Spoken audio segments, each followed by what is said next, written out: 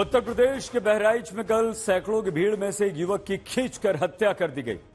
विरोध में 2 दिनों से बहराइच धधकता रहा और इस बीच उबलती रही राजनीति कि उत्तर प्रदेश में चुनाव है, इसलिए बहराइच में तनाव है। और तनाव की स्थिति यह है कि कल दुर्गा प्रतिमा विसर्जन में पथराव के बाद हुए विवाद में एक युवक की हत्या कर दी गई। आक्रोश में उबलते लोगों ने सड़क जाम की, आगजनी की, धरना प्रदर्शन किया। पुलिस को स्थिति का पूरा अंदाजा हो चुका था। पीएससी बुला ली गई थी, पुलिस फोर्स पर्याप्त थी, पुलिस चौकस थी, फिर भी हत्या के आक्रोश के बहाने उपद्रवी दूसरे दिन भी घूम घूम कर बहराइच की सड़कों पर आगजनी कर रहे थे, दुकानों में तोड़फोड़ कर रहे थे, शोरूम को आग के हवाले कर रहे थे, धरना प्रदर्शन कर नारेबाजी कर रहे थे और पुलिस बेचारी बनी हुई थी। बहराइच के महसी तहसील में हरदी थाना इलाके में दुर्गा प्रतिमा विसर्जन जुलूस जा रहा था। रूट की जिम्मेदारी पुलिस प्रशासन की थी, वो नाकाम रही। उस रूट पर डीजे को लेकर विवाद हुआ, पुलिस स्थिति नहीं संभाल सकी, आसपास के घरों से जुलूस पर पथराव होने लगा, पुलिस कार्रवाई नहीं कर सकी, पथराव से भगदड़ मची, पुलिस नाकाम रही। आरोप है कि राम गोपाल मिश्रा नाम के 24 वर्ष के युवक को हत्यारों ने घर के अंदर खींचकर गोली मार दी और पुलिस कुछ नहीं कर सकी। और तो और हत्या के बाद आगजनी, हिंसा, तोड़फोड़ 2 दिनों तक चलती रही, पुलिस कुछ नहीं कर सकी। जिस तरह की तस्वीरें आई हैं सामने, वो बताती हैं कि बहराइच की पुलिस कल मूर्ति विसर्जन के दौरान जाते जुलूस पर न तो पत्थरबाजी रोक पाई, न गोली चलने से रोक पाई, नहीं आज दूसरे पक्ष के गुस्से को रोकने की शक्ति पुलिस दिखा पाई। स्थिति जब बेकाबू हुई तो एक बार फिर से लखनऊ से मुख्यमंत्री को ही सख्ती दिखाते हुए बड़े अधिकारियों को मौके पर भेजना पड़ा और तब ADG law and order Amitabh Yash हाथ में पिस्टल लेकर सड़क पर उपद्रवियों को दौड़ाते हुए दिखे। बहराइच में अब स्थिति कंट्रोल में बताई जा रही है, लेकिन सवाल यही कि ऐसी नौबत आखिर आने क्यों दी गई।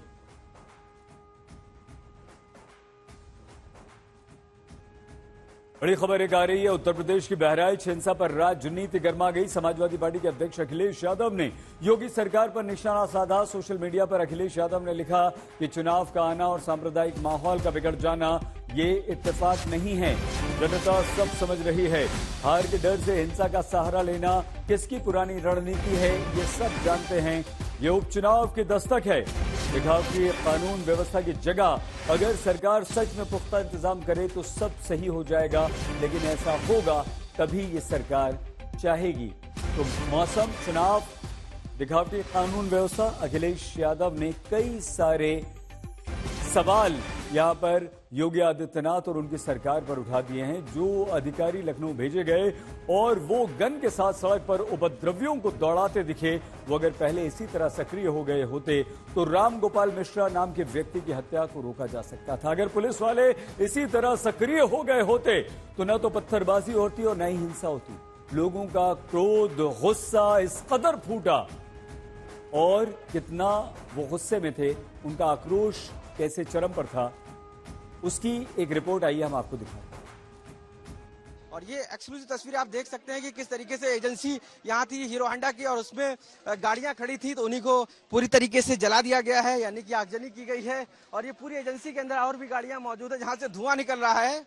तो कह सकते हैं कि यहाँ पर लगातार जो इस तरीके की आगजनी हुई है वो हिंसा का पार्ट है। और दूसरी तरफ आप देखिए कि कैसे लगातार जो है वो धुआं अभी भी निकल रहा है और कई अंदर जो गाड़ियां हैं, बता रहे हैं सैकड़ों की तादाद में जो गाड़ियां हैं वो सभी जलने लगी हैं। और पूरी तरीके से आज तक पर एक्सक्लूसिव तस्वीर आप देखिए कि किस तरीके से आगजनी की गई है। और इस आगजनी को लेकर पूरी तरीके से पुलिस प्रशासन यहाँ पर पहुंचने की कोशिश कर रहा था, लेकिन यहाँ पर पूरी तरीके से इसको आग के हवाले कर दिया गया है। और कहीं ना कहीं ये इसके पास में एक हॉस्पिटल था, उस हॉस्पिटल में भी आग लगा दी गई है और पूरी तरीके से तोड़फोड़ की गई। हम तस्वीरों में आपको दिखाते हैं, कि किस तरीके से यहाँ पर आगजनी की गई है। और ये पूरी तस्वीरें देखिए कि कहाँ किस तरीके से ये पूरा किया गया है। और ये हॉस्पिटल है, हॉस्पिटल की आपको तस्वीर अगर मैं आपको अंदर की दिखाऊंगा तो आप समझ पाएंगे कि क्या यहाँ पर हुआ है। देखिए आप अगर एक्सक्लूसिव आज तक पर देखिए, आपको हम दिखाते हैं, ये देखिए सीट पूरी जला दी गई है यहाँ पर।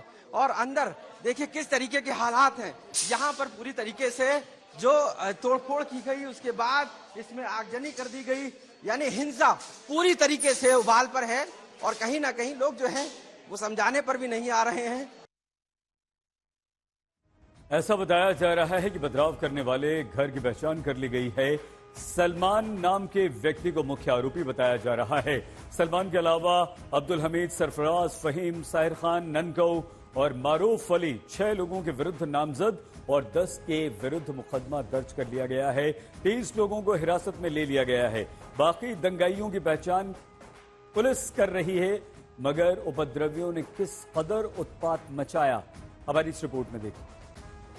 ऑपरेशन थिएटर था, उस ऑपरेशन थिएटर में पूरी तरीके से तोड़फोड़ कर दी गई अंदर घुस के, और कहीं ना कहीं ये सभी आग लगा दी गई पूरे हॉस्पिटल को।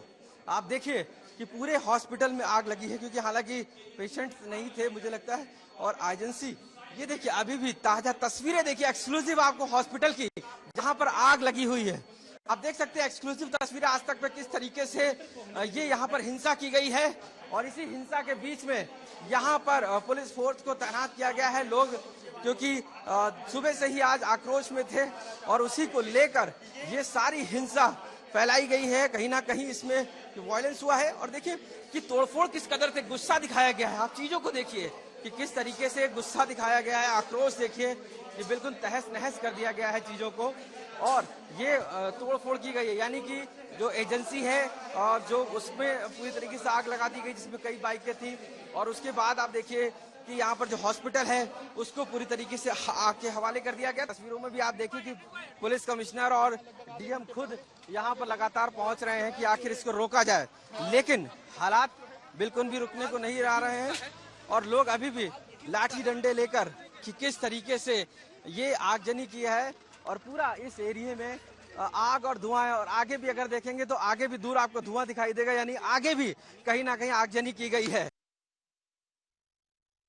बहराइच में तनाव खत्म हो, शांति बहाली हो, इसलिए बहराइच में भारी संख्या में पुलिस फोर्स तैनात कर दी गई है।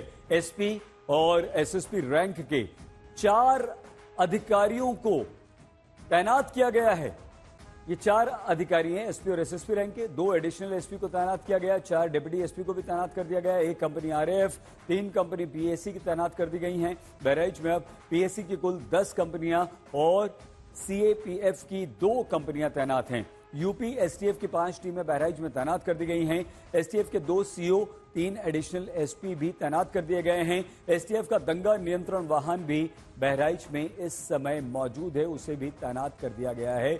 मतलब भारी पुलिस फोर्स तैनात कर दी गई। मतलब यह हुआ कि बहराइच को छावनी में बदल दिया गया है। सवाल वही है कि यही सतर्कता पहले पुलिस ने दिखा दी होती तो इतना हंगामा नहीं होता, इतना बवाल नहीं होता, आगजनी नहीं होती।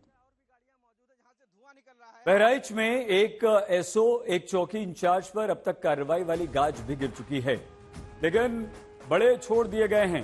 बहराइच में उत्तर प्रदेश पुलिस के अधिकारियों की लापरवाही को हिंसा का जिम्मेदार क्यों माना जा रहा है, आइए वो हम आपको बताते हैं। आपको अधिकारियों के नाम और कारण हम दोनों बताएं। सवाल बहराइच के एडिशनल एसपी पवित्र मोहन त्रिपाठी से है और ये सवाल जो ग्रामीण हिस्से यानी जिस महसी तहसील में हिंसा हुई वहां का जिम्मा त्रिपाठी जी संभालते हैं। सवाल बहराइच की एसपी वृंदा शुक्ला जी से है। सवाल बहराइच की डीएम मोनिका रानी जी से है। सवाल आईजी रैंक अमरेंद्र प्रसाद सिंह से है। एडीजी जोन के एस प्रताप कुमार जी को भी ये जवाब देना होगा कि जब नवरात्रि से पहले मुख्यमंत्री ने ये कहा था कि शांति व्यवस्था बनी रहनी चाहिए, किसी को भी उपद्रव की छूट नहीं मिलनी चाहिए, तो इतने बड़े बड़े अधिकारी वृंदा शुक्ला, मोनिका रानी क्या कर रहे थे? जब योगी आदित्यनाथ ने कह दिया था तो अमरेंद्र प्रसाद सिंह क्या कर रहे थे? जब उत्तर प्रदेश के मुख्यमंत्री योगी आदित्यनाथ ने अलर्ट किया था तो के एस प्रताप कुमार क्या कर रहे थे? इतने बड़े बड़े अधिकारी अगर वहां पर थे, पवित्र मोहन त्रिपाठी पर भी सवाल उठ रहा है, वो क्या कर रहे थे? एडिशनल एसपी हैं। तो इतने अधिकारी बहराइच में क्या हिंसा को भाप नहीं सके? क्या इन लोगों को ये बात पता नहीं चली? क्योंकि दुर्गा विसर्जन का रूट पहले से तय था जिस जगह हिंसा हुई, या पुलिस को उसका अंदाजा नहीं था? आइए इस समय हम आपको सीधे बहराइच हमारे संवाददाता संतोष शर्मा के पास लिए चलते हैं। संतोष, पुलिस से हम ये इतने सारे सवाल पूछ रहे हैं, क्या पुलिस को जरा सा अंदाजा नहीं था? कहां चूक हो गई संतोष? देखिए, पुलिस के ये जिन अधिकारियों को हम बता रहे हैं, ये वो अफसर हैं जो कमरों में बैठ करके लॉ एंड ऑर्डर ठीक करते हैं। कमरों में तो ये व्हाट्सएप के जरिए लॉ एंड ऑर्डर को ठीक करते हैं, लॉ एंड ऑर्डर को बेहतर करने के दावे करते हैं, लेकिन जब जमीनी हकीकत आती है तो ऐसे ही बहराइच जैसे दंगे के भयावह और जो उत्तर प्रदेश सरकार के बेहतर कानून व्यवस्था के इतिहास पर कलंक के तौर पर ये घटनाएं शामिल हो जाती हैं। जिस जगह पर यह घटना हुई, उस घटना की टोपोग्राफी, डेमोग्राफी अपने आप में सही जी बहुत संवेदनशील है। एक तरफ हिंदू कम्युनिटी का यहाँ पर मूर्ति विसर्जन का रास्ता है और दूसरी तरफ मस्जिद थी। जाहिर सी बात है कि भले ही गंगा जमनी तहजीब में हिंदू मुस्लिम एकता की बात होती हो, लेकिन प्रशासनिक तौर पर यह घनघोर लापरवाही बरती गई कि जब यहाँ पर मूर्ति विसर्जन हो रहा था तो पर्याप्त संख्या में पुलिस फोर्स क्यों नहीं तैनात था कि जब यहाँ पर दंगा हुआ, जब शुरुआत में छुटपुट घटनाएं हुई तो वहां पर भारी संख्या में पुलिस फोर्स क्यों नहीं तैनात किया गया जब मिक्स्ड आबादी थी। जबकि मुख्यमंत्री ने हमेशा कहा कि मिक्स्ड आबादी वाली जगह जो सांप्रदायिक तौर पर संवेदनशील जगह है वहां पर भारी संख्या में पुलिस फोर्स तैनात किया जाए, लेकिन अधिकारियों के कानों पर जू नहीं रहेंगी। और कल जब ठीक यही वक्त था जब बहराइच धू धू करके जल रहा था, बहराइच के महसी इलाके में हालात बेकाबू हो गए थे, तब यहाँ अधिकारी कमरों में बैठ करके इस तरीके लॉ एंड ऑर्डर की बात कर रहे थे, लेकिन हालात बेकाबू हुए। उसके बाद जब यहाँ पर 10 कंपनी पीएससी तमाम आईपीएस अफसरों को लगाया गया, आज हालात नियंत्रण में हैं, लेकिन मुख्यमंत्री के निर्देश के बाद, सख्ती के बाद। जी बहुत धन्यवाद संतोष शर्मा बहराइच से हमारे संवाददाता जानकारी दे रहे थे। स्थिति अब नियंत्रण में है, लेकिन इतना हंगामा क्यों? एक व्यक्ति की जान क्यों गई? इतनी आगजनी क्यों हुई? क्यों जबरदस्त हिंसा हुई? क्यों दो समुदाय आपस में एक दूसरे से भिड़ पड़े? पुलिस इसके लिए क्यों जिम्मेदार है? हम पुलिस को क्यों, पुलिस के वरिष्ठ बड़े बड़े अधिकारियों को हम क्यों जिम्मेदार ठहरा रहे हैं? सुनिए। हम लोग मूर्ति लेके जा रहे थे, वहाँ पे मूर्तियों पे पथराव हुआ, काली माता जी मूर्ति पे पथराव हुआ। हम लोग पुलिस, हड्डी थाना की पुलिस माता रानी को गलत सूचित किया गया कि अंदर पथराव हुआ है तो दिखाया जाए, तो लड़के ने आगे, हमारे बड़े भाई रामगोपाल मिश्रा ने आगे बढ़े और उनको रोकने के लिए हड्डी थाना पुलिस कोई कार्रवाई नहीं हुई, उनको रोक नहीं पाई। और अंदर पुलिस ने धक्का देकर अंदर कर दिया और घर के अंदर नाखून उजाड़े गए। कम से कम 15 से 20 गोलियां चलेगी उनको और पुलिस वाले ने लाठीचार्ज किया उल्टा ही हम लोगों पे। पथराव के बाद जब हम लोग वहाँ लौट गए और प्रशासन से मांग करने के जो है एक गिरफ्तारी की मांग करने लगे, इतने में काफी लोग इकट्ठा हो गए। जब भीड़ देखा पुलिस ने उन लोग उल्टा हम लोगों के ऊपर लाठीचार्ज कर दिया। कम से कम 10 से 15 लोग थे। अंदर का मामला है, ये अंदर गोली किया थाने का मामला है, ये थाना हरदी का मामला है और इस मामले में 100% दोषी हरदी थाना है, पूरी थाना है। क्योंकि हरदी थाना चाहती तो उनके घर वालों के सामने सुरक्षा व्यवस्था लगा करके उनको गिरफ्तार करके माहौल को शांत कर सकती थी। लोगों में गुस्सा है, जबरदस्त आक्रोश है और अब प्रशासन भी सख्त है। आगे किसी तरह की हिंसा न हो इसके लिए ड्रोन से भी अब प्रशासन निगरानी कर रहा है। नवाबगंज क्षेत्र में आगजनी हुई है, वहाँ फायर ब्रिगेड्स पहुंच गए हैं, उस पर तत्काल काबू पा लिया जाएगा। अभी तक मैम गिरफ्तारी कितने लोगों की हुई है? हिरासत कितने लोग?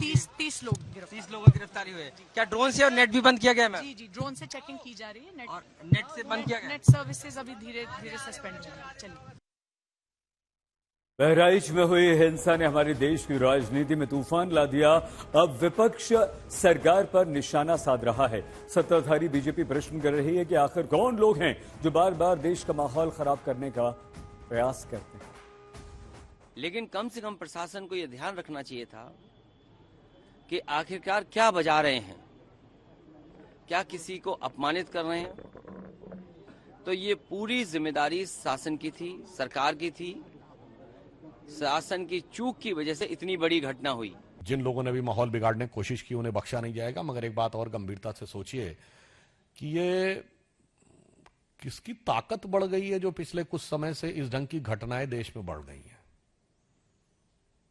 ये मैं देश के विचार के लिए सोचता हूं। जो लोग कहते थे ना कि पिछले कुछ महीने से कुछ ताकत बढ़ गई, कुछ शक्तियों की, ये कौन सी शक्तियां थी जिनकी ताकत बढ़ी है? ये कौन सी शक्तियां हैं जो भारत को कमजोर करना चाहती हैं? आर्थिक आधार पर भी, सामाजिक आधार पर भी, सांस्कृतिक आधार पर भी। ये सब कहीं न कहीं उन्हीं शक्तियों के टूल बने हुए हैं। कांग्रेस सरकार पर आरोप लगा रही है। अजय राय मृतक के परिजनों के लिए मुआवजे की मांग कर रहे हैं, तो उत्तर प्रदेश के डिप्टी सीएम ब्रजेश पाठक ये सलाह दे रहे हैं कि ऐसे संवेदनशील मुद्दे पर विपक्ष राजनीति न करे। पुलिस के ऊपर 302 की कार्रवाई होनी चाहिए और जेल भेजना चाहिए। पूरी तरीके से इस परिवार को 1 करोड़ रुपए दें मुआवजा और सरकारी नौकरी दें। देखिए, पूरे प्रदेश में मैं पहले से कह रहा हूं, जंगल राज कायम है। वहां पर गोली चली, बनारस में 481 साल पुराने भरत मिलाप में राम भक्तों पर इस सरकार ने लाठी चलवाई है। सर, मुख्यमंत्री योगी आदित्यनाथ कह रहे हैं दोषियों को बख्शा नहीं जाएगा, चाहे वो अधिकारी हो चाहे अपराधी। अरे बोलने से नहीं होगा ना, वो जाके खाली अपना काम कर रहे हैं। मैं समझता हूं कि उनके बस का नहीं रह गया है, उनको इस्तीफा देके मठ चले जाना। पूरी तरह से षड्यंत्रकारियों की जांच हो रही है। जिन लोगों ने भी कानून व्यवस्था को चुनौती दी है उनको चिन्हित करके कड़ी कार्रवाई होगी और लापरवाह जो पुलिस ऑफिसर्स हैं, कर्मचारी हैं, उनको भी चिन्हित करके कार्रवाई होगी। किसी को बख्शा नहीं जाएगा। इस पूरी घटना को लेकर विपक्ष जो है, समाजवादी पार्टी, विपक्ष को कृपया ऐसे मामलों में राजनीति नहीं करनी चाहिए। उत्तर प्रदेश में हम कानून व्यवस्था को मेंटेन करने के लिए प्रतिबद्ध हैं और आपको ये मिलेगा कि उत्तर प्रदेश राज्य सबसे बेहतर कानून के मामले में है। अकेले बहराइच ही नहीं, दुर्गा विसर्जन के दिन अलग अलग शहरों में जमकर हंगामे की तस्वीरें सामने आई। हम आपको 5 शहरों की तस्वीरें दिखाते हैं। बहराइच में तो हंगामा हुआ ही, साथ ही पश्चिम बंगाल के हावड़ा में मूर्ति विसर्जन को लेकर हंगामा हुआ। उपद्रवियों ने जमकर तोड़फोड़ की। झारखंड के गढ़वा में मूर्ति विसर्जन के दौरान पत्थरबाजी हुई। हैदराबाद में मां दुर्गा की प्रतिमा को क्षतिग्रस्त किया गया। गोंडा से मूर्ति विसर्जन के दौरान पत्थरबाजी की खबरें आई।